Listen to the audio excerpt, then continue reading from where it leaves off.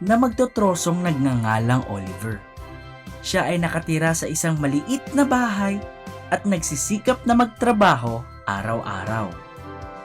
Ngunit kahit anong pagsisikap niya ay hindi siya nagkaroon ng sapat na pagkain at nananatiling mahirap. Isang araw, si Oliver ay lumabas upang maghanap ng trosong maaaring putulin sa malayong lugar. Siya ay nakapaglakad na ng malayong distansya at naghanap ng magandang klaseng ng puno na puputulin. Nang nahanap niya ang perpektong puno, sinimulan na niya ang pagputol nito. Lumipas ang oras, habang ito ay kanyang pinuputol, ang palakol na kanyang hawak ay nadulas sa kanyang kamay at nahulog ito sa ilog. Nakita ito ng magtutroso at nagsimulang umiyak. Ang palakol na yan lang ang meron ako. Pati ito ay nawala ko pa. Paano na ako kikita ng pera?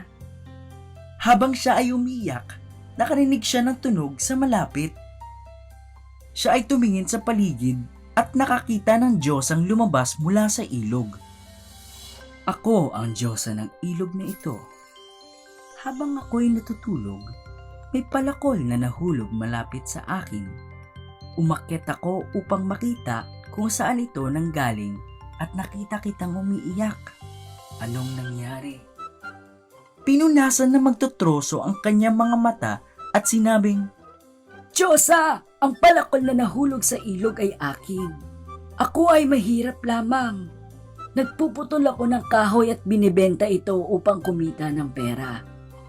Ngayong nahulog ang palakol ko sa ilog, wala na akong paraan upang makalikom ng pera. Ngunit kung may babalik mo ang palakol sa akin, ako ay lubos na magpapasalamat sa iyo. Nung narinig ito ng Diyosa, pumunta siya sa ilalim ng tubig at bumalik na may hawak na malaking palakol na gawa sa ginto. Ibinigay ng Diyosa ang gintong palakol sa natutroso, ngunit sinabi nito na hindi sa kanya ang palakol na iyon. Bumalik ang Diyosa sa tubig upang hanapin ang palakol na magtutroso. Ngayon naman ay bumalik na may malaking palakol na gawa sa pilak. Sinabi ng magtutroso na ang pilak na palakol na iyon ay hindi rin sa kanya. At tuluyan na lungkot sa pag-iisip na hindi na niya makukuha ang palakol niya. Nakita ng Diyosa kung gaano katapat ang magtutroso na ito. Bumalik siya sa ilalim ng tubig at bumalik na may dalang palakol na gawa sa bakal. Nang makita ito ng magtutroso, napag-alaman na ito ay sa kanya. Siya ay natuwa ng sobra. Nakuha na niya ang kanyang palakol at pinasalamatan ang Diyosa. Ikinagalak ng Diyosa ang pagiging tapat ng magtutroso at bilang gantimpala ay ibinigay niya rin ang mga palakol na gawa sa pilak at ginto.